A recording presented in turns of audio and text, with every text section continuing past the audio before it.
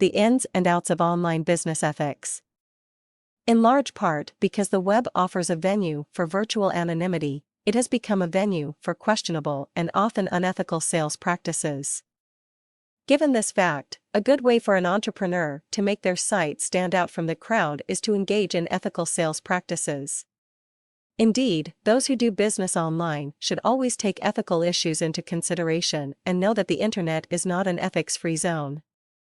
Successful online entrepreneurs will have to be aware of, and follow, basic online ethical rules. A basic ethical consideration you should always follow online is to never make a commitment that you will not be able to honor.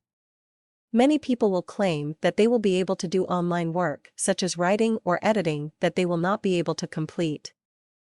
It is a good idea to only accept online assignments and sales that you will be able to complete. Another good rule is to always let your clients know that you will not be able to complete an assignment or sale on time.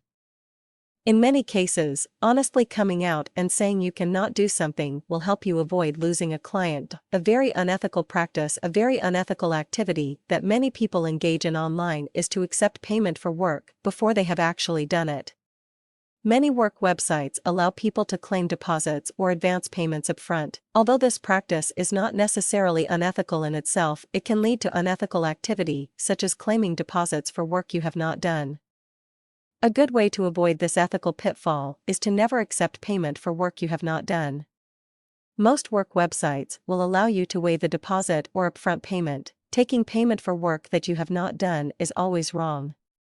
The best policy is to not accept payment until you have completed the work. This way, if you cannot complete the work, you will not have to pay money back. It will make your life a lot simpler, and it will take away the temptation of spending money that you have not earned. Another good suggestion is to never make any sort of payment to a person working for you online until they have completed the work.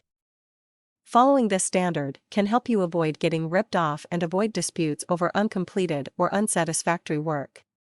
Think, how many times have you received an email from a Nigerian businessman asking you to hold $1 million in escrow? Basic online sales ethics. The most basic sales ethic is to not make any claim for your product or service that you cannot verify.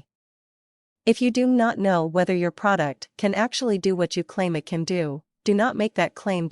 If you are selling a gasoline additive, do not claim it can increase the performance of a car unless you have evidence proving it can.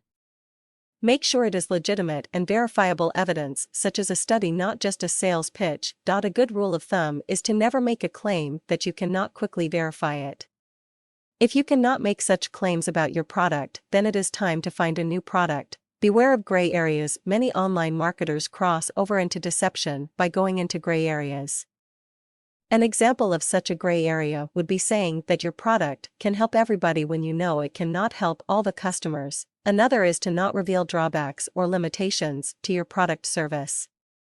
This is not lying, but it can be misleading or deceiving to the customer. Failing to disclose all the details about your product is another practice that can be very unethical.